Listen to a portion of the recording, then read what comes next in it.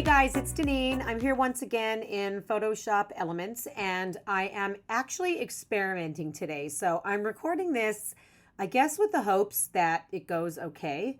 But what I want to do with this particular picture, and this is just a simple photo of my sneakers sitting next to my son's sneakers on a weekend or maybe just a day that he came to visit me for a dentist appointment. And I want to create a 7 by 8 1/4 page, and I want to extend the background. I want to make a larger background, but I want it to be made up of the carpet, this lighter colored carpet. And I want it to go all the way through the 7 by 8 1/4 page. So this is completely an experiment. I've never done this before. So we'll see what happens, right? We'll see if this works out. And if not, then I'll probably end up just deleting the whole video. But this is my first time, so bear with me here. I'm going to create a new canvas. So File, New, and Blank File. And I'm going to choose the 7 by 8 1/4 inch. And I have that already set as a preset. So there is my canvas. And then I want to drag my photo into my canvas. So that is how much of the canvas the photo is going to take up. And as you can see, there's this space up here that's empty. And so again, my goal is to kind of extend this carpet area all the way to the top. And I'm going to be using this clone stamp tool. And I am going to kind of pick up pieces of this carpet and just try to fill this space. Okay, so let's just see how this is going to work. So in order to pick up a clipping or a piece of the carpet, you need to I'm going to start out small with my little cursor here, with my little stamp. And you're going to hold it over where you want to clone. You're going to hold down, I believe it is Alt in an HP program. For me, it is Option. So I'm going to hold down Option, and you'll see that it turns into this small little circle, kind of like if you were looking through a scope. You see that little circle there? So I'm going to click on that. Okay, so it wants me to simplify first, so my bad. But I did simplify, and let's click on that. And then I'm going to start to fill. You can see here that I am filling very slowly, okay, going slow, and just clicking along and kind of filling that space, being careful not to pull any of that blue in from the carpet. Now, parts of me wants to just go like this. And that doesn't look too bad. That might actually work. And then I'll hold down the Option again and then fill that in. So do you see how I'm kind of extending upward that background? And as you get further away, you can start to get larger. But for now, I'm going to start out small, and I'm just going to fill it little by little. Just going to fill little by little here. So you'll just see me, and every once in a while I will make an attempt to kind of drag like this to fill a little bit faster, and I'll see what it looks like, because if I don't like it, I could always undo it. We'll see. So I'm just going to kind of, do a little bit of movement as slowly as I can. Maybe come down here and choose that again. There we go. So do you see how I'm kind of moving up the page? That's what my goal is to eventually fill this entire page. So we'll start over here, and I'll start to fill this in slowly but surely. And so you're just clicking. And like I said, every once in a while I will do one of these, and then I will click again just to kind of mix it up so it doesn't look exactly the same. I want it to have a little bit of variety, so to speak. If you want to enlarge it though, do you see how the circle is as small as it is? You can hit the bracket. So as you see how I'm hitting the bracket? This is me hitting the bracket key and making that larger. Now that will help me to fill this in a lot quicker, but I'm not entirely sure that it's going to be exactly what I want it to be. So I'm going to need to be careful. I'm going to need to be careful as I'm doing this. See how it's kind of changing colors? Not sure if I like that. To undo things, you could do Command Z and it will take away all of the pieces that you're not happy with. So I'm going to go back to there and then hold down Option and let's see. Let's see if we can start filling this a little bit larger. Not sure if I like how these are duplicating themselves. Do you see how I'm doing that? I'm not sure if how I feel about that. Let's click here and try to cover that up a little bit so it doesn't look as repetitive. Do you see these little darker spots there? It kind of looks a little repetitive to me. So I'm just kind of trying to get rid. Oop, see now got a little bit too close there. So again, Command Z to undo.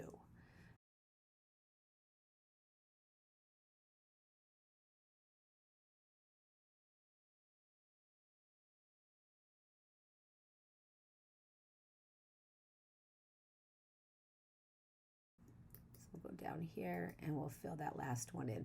Now right here, I'm not happy with this. So let's see if I could kind of fix that without, let's see how close I could get to that carpet without ruining it. Oh yeah, going slow, going slow. Going slow. Let's try this.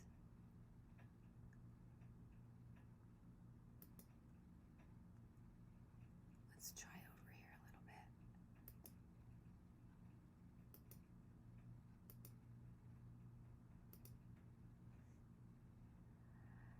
Might be going a little bit too far here. Let's undo that. And let's see if I can do anything down here.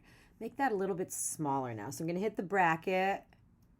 That's going to be the left bracket that I'm hitting. And I'm going to go down here and try to kind of blend that together. See, I'm getting a little bit too close there. So let's go down here.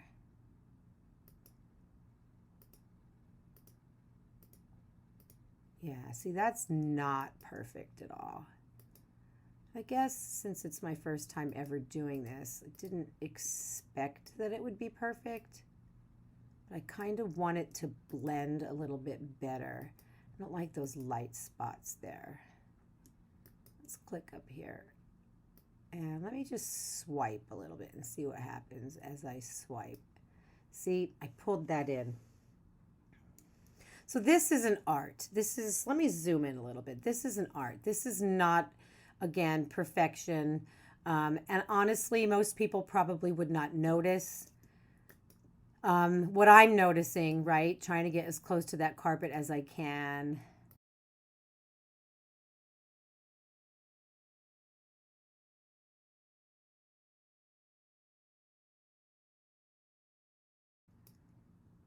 Let's swipe and see what happens. Let's zoom out. Let's zoom out. So again, from a distance, you cannot really see that, but it will bug me. So I'm probably going to end up going back in, making my little cursor smaller here. Let's do that. Let's make that smaller. So with this little, let's see, with the, yeah, there we go. See how it's getting smaller? It's hard to tell. Let me put it over something. Maybe there. You can see that it's getting smaller and smaller. Okay, so let's do this. And let's see. Sometimes you just gotta get smaller to get in there.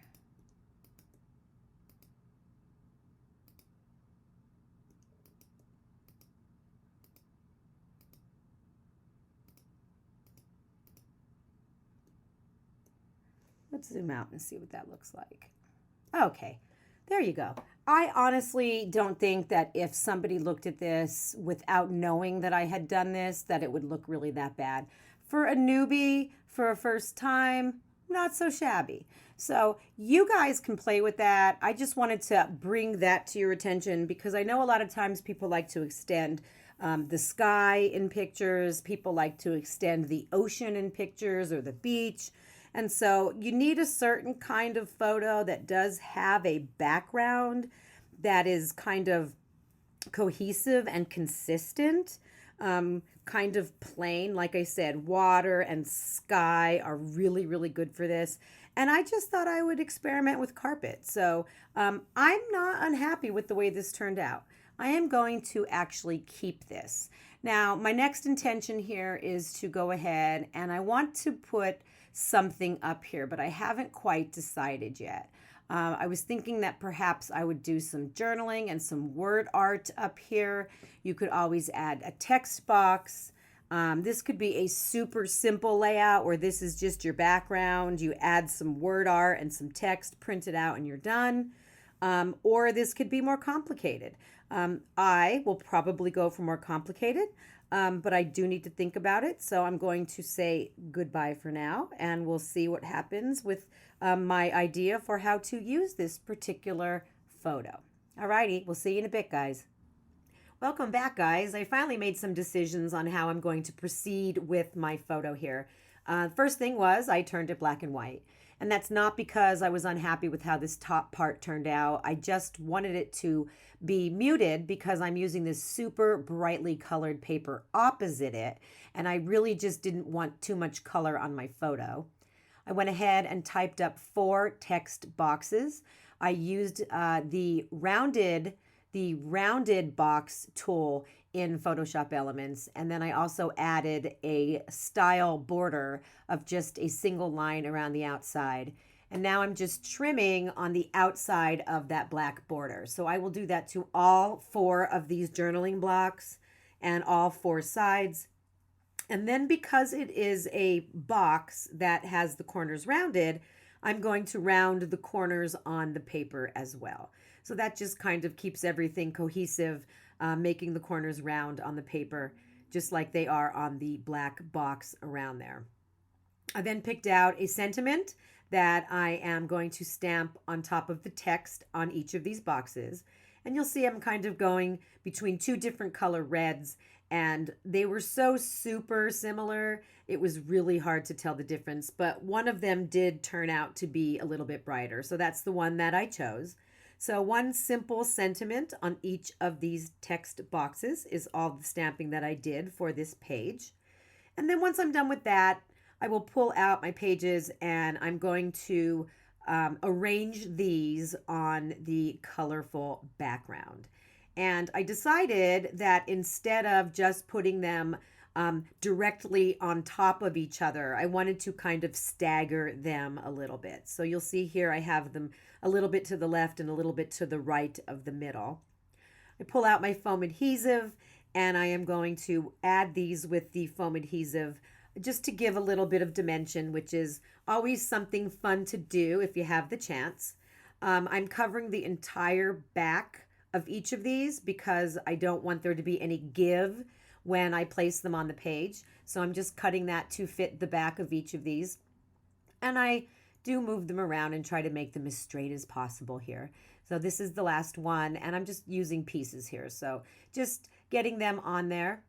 And the next thing I'm going to do is put a title on my photo. And for that, I ended up using the color picker tool in Photoshop Elements and choosing some of the colors from the patterned paper and filling these letters with those colors. And then I just went ahead and I print and cut them on my silhouette this time. So they are perfectly cut around the outside. There is no white border.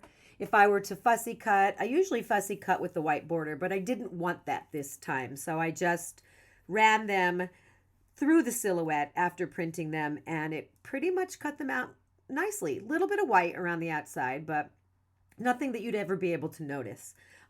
Using my centering ruler, I am putting the word "this" down first so that it is directly in the center of my photo. And I am using foam adhesive for this as well.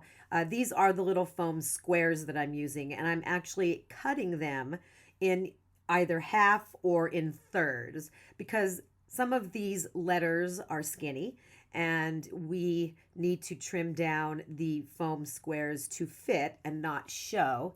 So you'll see I'm just kind of trimming them with my scissors and putting them on the backs of each of those letters and then lining them up. And that's pretty much all I'm going to do for this page and actually, to be honest with you, for the spread. I'm just loving the simplicity of this. I love the black and white photo with the pops of color. Yeah, this is just one of those things that I did not end up adding very much to after I was done. And if you followed me at all, you know that I am definitely one for adding things after I finish my video. So I do end up adding just a few small things.